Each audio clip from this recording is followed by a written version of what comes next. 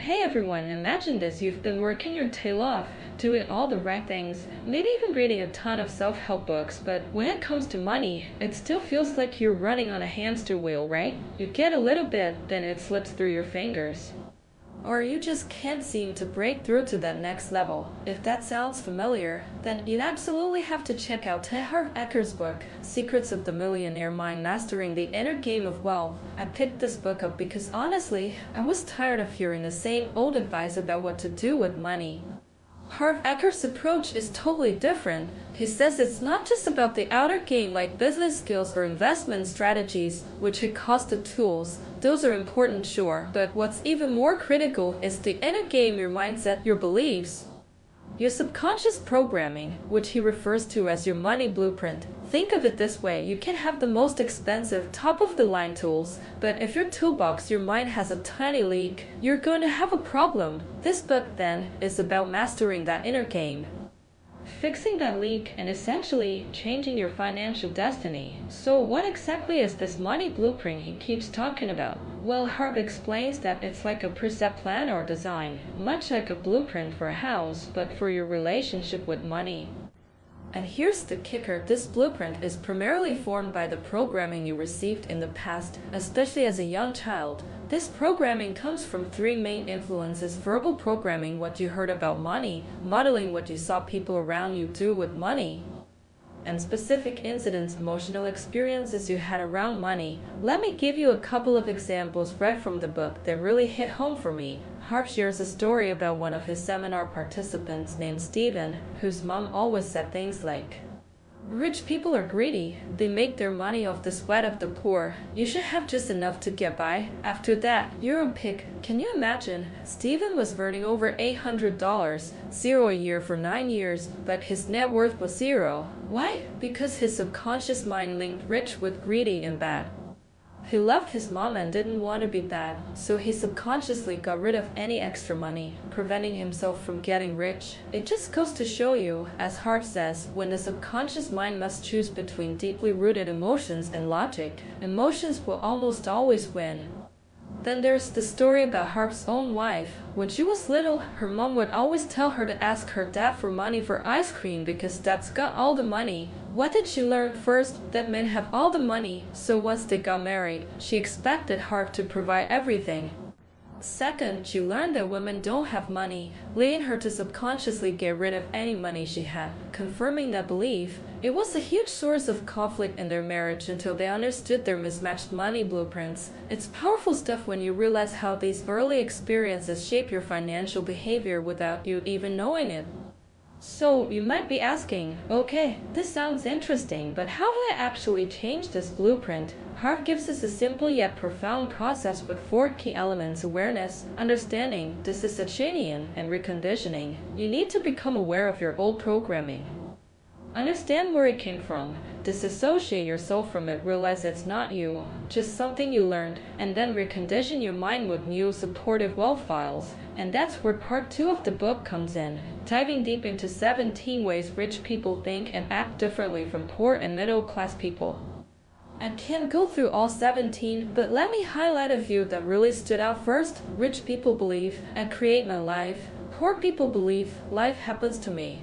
This is foundational. Harv says there's no such thing as a really rich victim. Victims, he explains, often engage in blame, justification. Money is not really important, a belief Harv emphatically debunks, saying anyone who says money isn't important doesn't have any, and complaining.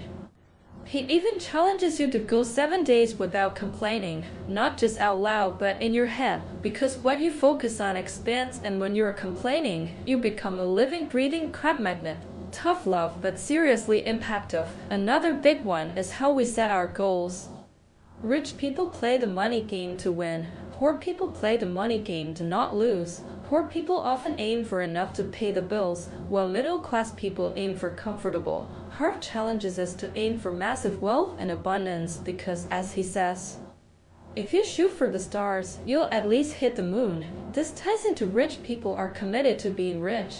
Poor people want to be rich. He differentiates between simply wanting to be rich, which is useless, as billions want it but few are, choosing to be rich a stronger energy. and committing to be rich, devoting oneself unreservedly. No excuses, failure not an option. The universe, he notes, will bend over backward to support you once you commit. And what about receiving? Harv points out that rich people are excellent receivers.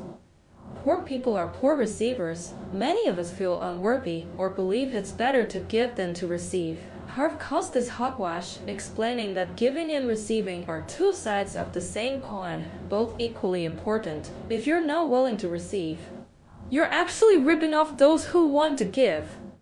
He also shares a brilliant idea that money will only make you more of what you already are. So if you're a kind and generous person, more money would just allow you to be more kind and generous. Perhaps the most crucial practical advice for building wealth is covered in Rich People Manage Their Money Well.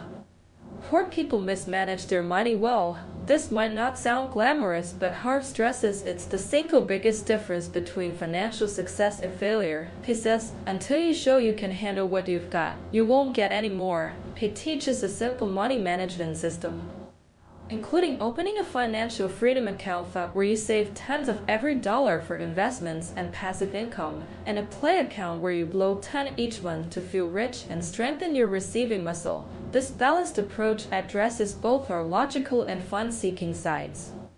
Finally, a powerful lesson is rich people act in spite of fear. Poor people let fear stop them. Harv emphasizes that action is the bridge between our inner world and outer results. He uses the concept of ready, fire, aim, get ready, take action, then adjust.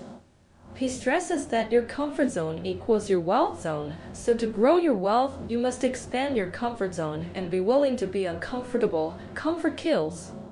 He even challenges attendees to break an arrow with their throat to show that fear and discomfort don't have to stop you, though he wisely advises against trying that at home. Ultimately, this book is a massive wake-up call. It's not just about getting rich, but about becoming the person who can get rich and stay rich. Harv asserts, you can be right or you can be rich, but you can't be both, meaning clinging to your old ways of thinking that got you where you are now will prevent you from moving forward. He emphasizes that every master was once a disaster, and that success is a learnable skill. If you want to be rich, you can learn how to do it. In conclusion, Secrets of the Millionaire Mind isn't just another financial self-help book, it's a deep dive into the psychology of wealth. Harv Ecker's raw, no-nonsense, yet humorous style, combined with his personal stories and actionable strategies like declarations, really makes you look at your own money blueprint. It helps you understand why you're getting the financial results you are. And more importantly, it gives you a clear path to reprogramming your mind for financial success.